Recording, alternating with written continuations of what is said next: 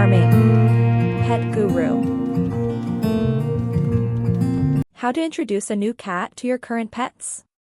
Bringing a new cat or kitten into a home with an existing cat or dog can be a stressful experience for everyone involved. You hope they'll get along and accept the new cat, but it usually doesn't happen right away. Even if you got another cat to keep your current cat company, your resident cat might not immediately be friendly to the newcomer. Careful introductions can help the animals get along better. Managing the introductions yourself rather than letting the animals figure it out on their own will give you a better chance of a smooth and successful start. Introducing cats to cats. Cats are naturally solitary creatures. They can be perfectly happy on their own and don't usually feel the need for a companion, even if you want another cat around. You can't force cats to like each other. Some will get along easily, others won't, or they might just tolerate each other. If there's no competition for food or sleeping spots, cats will eventually accept each other and may even form close bonds. How you introduce a new cat or kitten can make a big difference. If things get violent or fearful, it can be hard to change that behavior. So, slow and careful introductions are important. Here are some tips for successfully bringing cats together. Number 1, adults or kittens. A kitten is less threatening to a resident cat than an adult cat. It's often better to get a kitten of the opposite sex to minimize competition. Neutering helps, but may not eliminate problems entirely. If you're getting an adult cat, consider one of the opposite sex. Number 2, timing. Choose a quiet time when the household is calm. Avoid busy times like parties or visits from relatives, and focus on calmly reassuring both cats.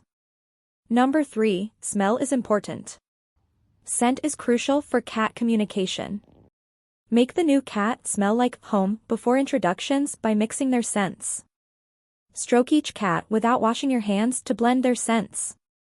You can also gently stroke the new cat with a soft cloth and dab it around your home and furniture. Let the new cat get used to the house's smells before meeting the resident cat. It's helpful to keep them in separate rooms for a few days, allowing them to explore each other's space without meeting. Number 4, using a pen or carrier for introductions.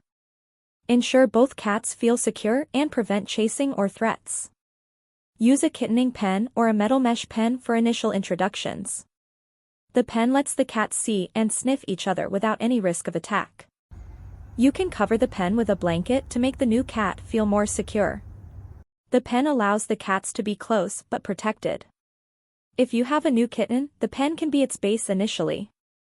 You can shut the kitten in the pen with its bed and litter tray if you need to leave the house or at night. If you can't get a pen, use a cat carrier for initial introductions. It's not ideal for long periods, but better than nothing.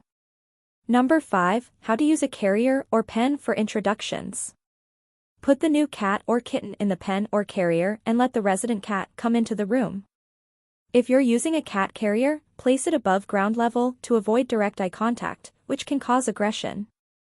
Let the resident cat enter the room and give it attention and reassurance.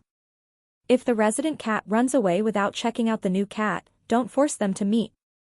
This type of cat will likely avoid confrontation and slowly accept the new cat over time.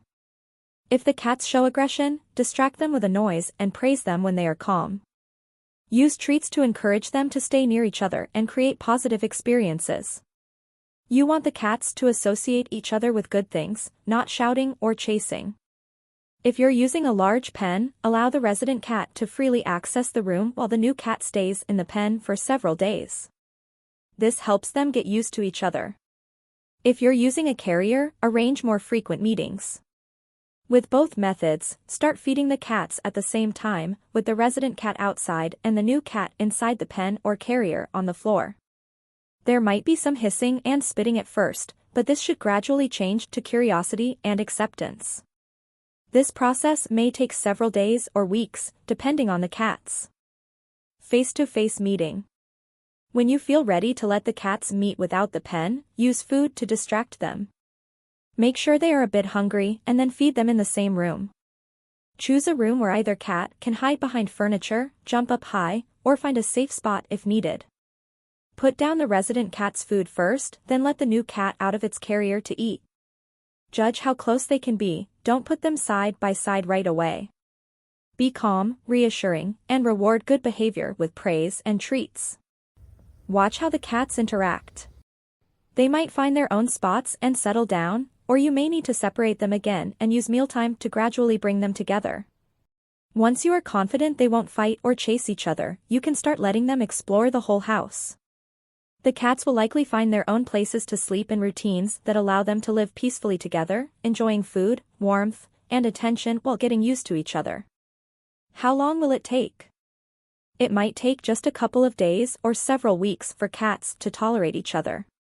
It could take months before they are completely relaxed with one another, but you're on the right track if they reach a peaceful truce. It's surprising how a cold, wet day can make even the most unfriendly cats cuddle up together by the fire after a big meal. Introducing the dog. While dogs and cats are often seen as enemies, it's usually easier to introduce a new cat to a dog than to another cat. Both animals might be cautious at first, but they don't see each other as direct competition and can actually get along well. If your dog is used to cats, he might be excited at first but will quickly settle down and accept the new cat as part of his pack. Many dogs will happily live with their own cats while chasing unfamiliar ones out of the garden, so be careful until the new cat is seen as part of the household. Similarly, if the new cat or kitten has lived with a dog before, it will likely become confident around the dog more quickly and be less frightened. Safety first. Safety should come first when introducing a dog and a cat. Keep everything under control until they get used to each other. Stroke the dog and cat separately without washing your hands to exchange their scents, helping the cat become part of the dog's pack. A large pen is ideal for first meetings to keep the situation calm and the cat protected. Let the dog sniff the new cat through the bars to get over its initial excitement. The cat may hiss and spit but will be safe. If you have a large pen, you can put the cat in it at night in the room where the dog sleeps, allowing them to get used to each other for a few days or even a week. Some dogs, especially those not used to cats or those that are excitable or aggressive, need extra care during introductions.